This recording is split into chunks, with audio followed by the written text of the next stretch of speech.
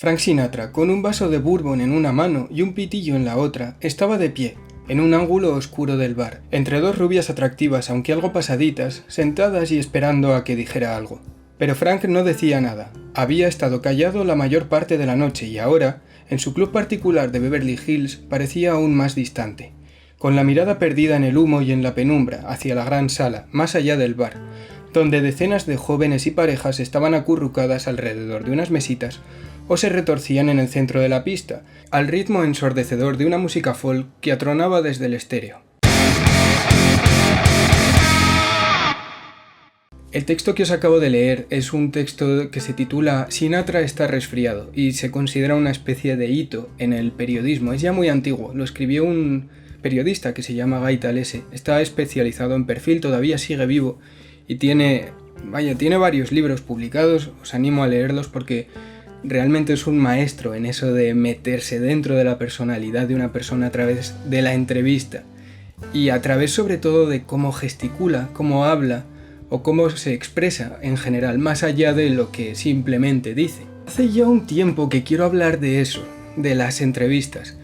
Quiero explorar y transmitiros de alguna forma para que entendáis los resquicios de la personalidad de distintos adictos a la pornografía, y lo entrecomillo porque era gente que fue a castings y que definitivamente eso afectó a su vida, por lo menos económica y emocionalmente, y también con distintas actrices porno a las que también entrevisté, con las cuales pude hablar sobre distintos aspectos de su vida, sobre distintos aspectos, sobre todo emocionales, de lo que suponía esta actividad para ellas. Básicamente quiero coger el contenido de todas esas fuentes, de todas esas grabaciones, todas esas entrevistas y convertirlo de alguna forma en algo más humano. No es que sea un maestro de nada en absoluto, pero me parece importante que si voy a hablar y voy a dejar aquí este canal de YouTube con parte de la investigación sobre pornografía, hable también de eso, de los aspectos personales de la gente y de las fuentes, porque sin ellas no habría habido libro. Por ejemplo, ¿por qué nos impactó o por qué impactó tanto Sinatra está resfriado a quienes lo vivieron, quienes estuvieron ahí en el momento de la publicación original? Bueno, porque humanizó, aparte de porque está increíblemente bien escrito, humanizó a una figura como Sinatra, que era un dios, era un icono de la cultura popular en aquel momento y todavía lo sigue siendo, pero en aquel momento cuando estaba en activo, cuando estaba en el punto álgido de su carrera, era increíble. Y claro, ver a alguien que además era también un icono de la masculinidad como algo más frágil, como tú y como yo, como seres humanos normales, como personas que tienen sus preocupaciones familiares, sus preocupaciones económicas y su pasado, sobre todo, todo ese background que lo llevó a donde estaba ahora, al escenario, con todos los focos delante. Y sobre todo la idea de que de repente alguien, ese icono tan potente, pudiera resfriarse de nuevo como tú y como yo, nos atraía mucho, porque era una forma de... a través de ese perfil se consiguió que viéramos a Sinatra de tú a tú. Parece que lo tienes delante, parece que alguien te está hablando de un amigo suyo, no del mismísimo Frank Sinatra. Y con esto, salvando las distancias, pretendo hacer algo parecido, pretendo acercar esas historias que a veces nos parecen tan lejanas, o esos casos de alguien porque, criminalizamos ideas, nos asustan otras perspectivas y no nos damos cuenta de que detrás de toda esa gente hay gente, son personas, tienen un trasfondo, tienen una vida, tienen muchas cosas que contar y muchísimos matices. Quiero poneros otro ejemplo. Hay un fotógrafo aquí en YouTube que se llama Sean Tucker. Sean Tucker hace retratos y hace también fotografía callejera. No os voy a hablar de fotografía, no voy a meter el tostón, pero sí que en el caso de la fotografía callejera también es muy importante observar. En el caso de Tucker, el observar a la gente, cómo se comporta, cómo es un lugar antes de fotografiarlo, porque está especializado además en ambientes urbanos, es muy importante. Y en uno de sus vídeos, que os lo voy a enlazar por aquí, hablaba de un libro que se llama El Peregrino. El Peregrino es un libro que lo escribió un tal Baker, que no es un escritor conocido y desde luego no es periodista. De hecho, ese libro ni siquiera va de personas. Ese libro está motivado por un miedo en el momento en el que se escribió por la extinción del halcón peregrino, que es un ave, y que, pues a este Baker le preocupó y decidió escribir sobre él. Escribió El peregrino observando los detalles de la vida de este pájaro. Y yo personalmente, que no estoy muy interesado en la ornitología, pues cuando descubrí a Tucker hablando de este libro me pareció súper interesante, porque es un fotógrafo al que admiro y me parece importante lo que comentó sobre la observación, y lo que vi fue un libro súper reposado, nada interesante para los valores de hoy en día en los contenidos, porque al final realmente no hablaba de nada. Era una especie de libro escrito por Félix Rodríguez de la Fuente, solo que muchísimo más literario, con muchísima más belleza, y se centraba en detalles que estaban ahí. O sea, detalles del paisaje, detalles de las costumbres del halcón peregrino o de cualquier otro aspecto, pero eran cosas que se podían ver a simple vista y sin embargo a mí se me habían pasado por alto, pero que están ahí y a tu mente le parece atractivo eso. Ocurre lo mismo con los perfiles o con las entrevistas más en profundidad. Y desde luego ocurre lo mismo cuando te sientas a tomarte una cerveza con alguien y lo miras a la cara y dices, no es lo mismo que escribir WhatsApp, por supuesto que no es lo mismo. Estás conociendo, estás mirando dentro de alguien, lo tienes delante, puedes ver los gestos, puedes ver la textura de su piel, puedes ver incluso cómo es su pelo, si está despeinado, si no lo está, puedes ver muchísimas dimensiones, cómo se mueve, cómo gesticula. Y yo creo que una buena entrevista tiene que reflejar eso. Evidentemente ahora no podemos porque los contenidos están limitados a una cantidad de páginas o de palabras, a no ser que seas, por ejemplo, la revista Jot Down. Pero me parece importante hablar de eso, y cuando yo hice las entrevistas estaba todavía en esa época de periodista idealista, de voy a escribir aquí literatura pero de la buena. Y claro, yo me quería enfocar en eso, en plan, ¿cómo eras? ¿Cómo era tu casa cuando naciste? ¿O qué te llevó a esto? ¿Qué te ha llevado a este punto?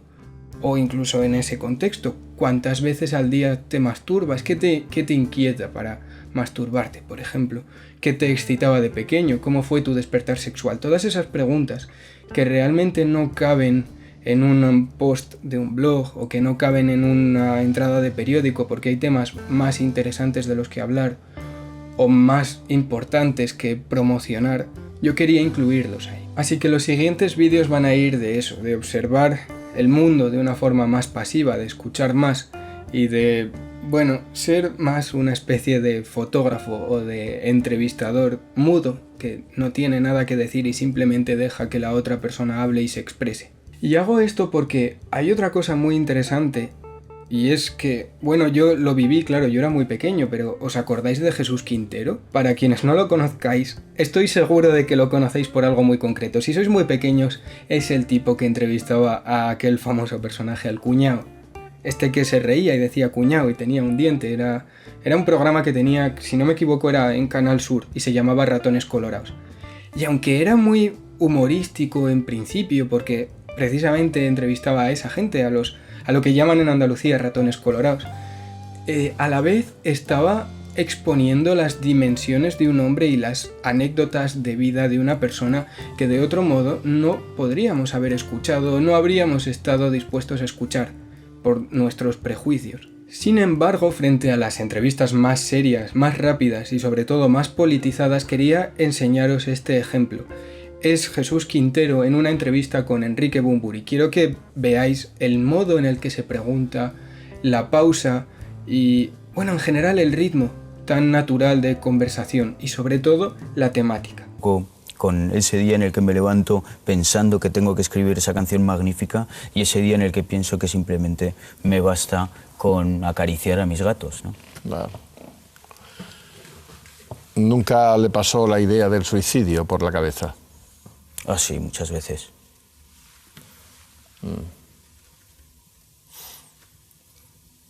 Pero no hay prisa. Yo te digo héroes del silencio, ¿y tú qué me dices?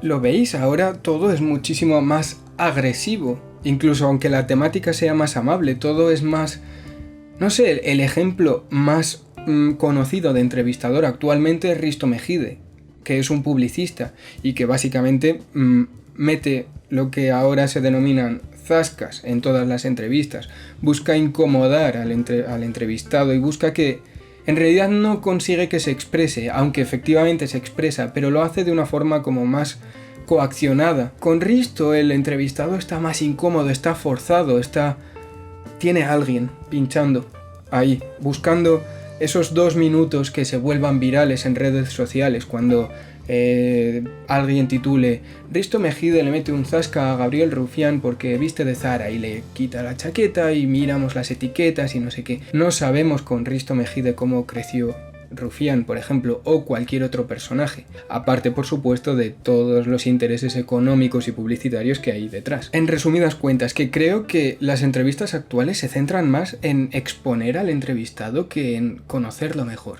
Y me parece una dinámica muy peligrosa porque siempre es ¡pum! Titular, reacciones y de repente te encuentras con una caza de brujas porque la gente ha leído 2 líneas de titular, alguien ha sacado una captura de aquello, lo ha convertido en algo viral, pero el texto se ha perdido.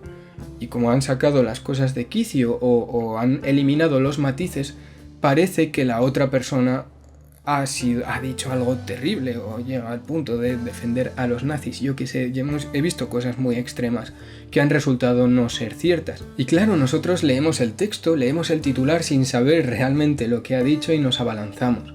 Y para el medio eso es genial, porque se vuelve viral, genera visitas y al final lo que consigues es que tengas más ingresos por publicidad. Es el mismo tema que hablaba en el anterior vídeo.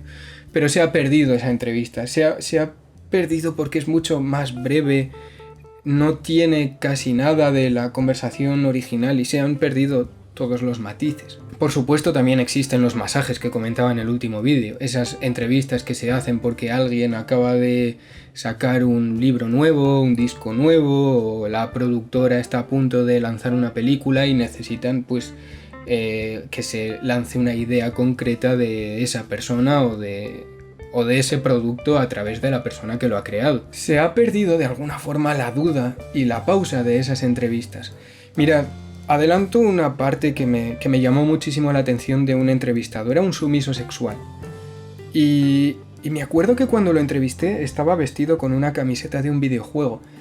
Y estábamos hablando... Acababa de grabar una escena muy extrema, en la que había llegado incluso a sangrar un poco, porque él era sumiso pero a unos niveles extremos y le atraía muchísimo tener la cámara delante y que le humillaran 3 mujeres a la vez, y aquello se fue de madre con un tacón, bueno, en fin. El caso es que en aquel momento, para que veáis el cambio de dimensión, estábamos hablando de Pokémon, porque a él le gustaba muchísimo Pokémon y en aquel momento estaba jugando, no recuerdo muy bien a qué videojuego de todos los que hay. Claro, era verano, estábamos en Baleares y acababa de terminar el rodaje y él estaba muy tranquilo, pero le incomodaba muchísimo que hubiera mosquitos a su alrededor y no paraba de hablar y de hacer así todo el rato y estaba como pendiente de los mosquitos. Estaba contestándome a auténticas burradas después porque pasamos de Pokémon, bueno, al final, claro, acabamos hablando de pornografía y de cómo lo veía él, cómo era para él todo aquello, cuáles eran sus fantasías y demás, y qué sabía en general y varios aspectos de su vida personal. Pero mientras estaba contándome cosas que a mí me resultaban tan fuertes, porque claro, yo era un outsider de todo eso, estaba matando mosquitos y eso hacía que comentara las cosas con una naturalidad que yo no había visto nunca. Y me gustaría mostrar esa parte natural del mundo del que hablo. Quiero hablar del ritmo natural de las cosas y de las emociones. Te pongo otro ejemplo que soy yo y es este vídeo. Tú lo que estás viendo es una parte editada, estás viendo lo mejor de todo el tostón que acabo de meter, porque según mi ordenador llevo como 25 minutos hablando ya.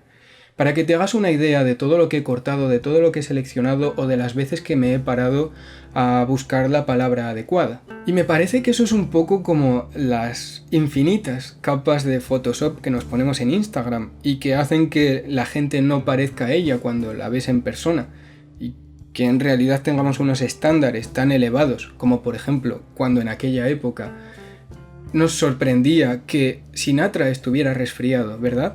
Pues quiero hacer algo así, quiero quitarle el Photoshop y quiero que esas entrevistas tan fáciles de consumir, esas anécdotas que cuento a veces, sean algo más largo y con muchísimos matices. No espero ni muchísimo menos justificarlos, ni que estéis de acuerdo con ellos. Solo espero que los podáis conocer mejor y que si estáis haciendo algún trabajo o estáis intentando documentaros, tengáis una visión más amplia de lo que en principio podáis leer en 1000 palabras. Hablo de cómo viven, cómo hablan o cómo cogen incluso el vaso de agua cuando están hablando contigo.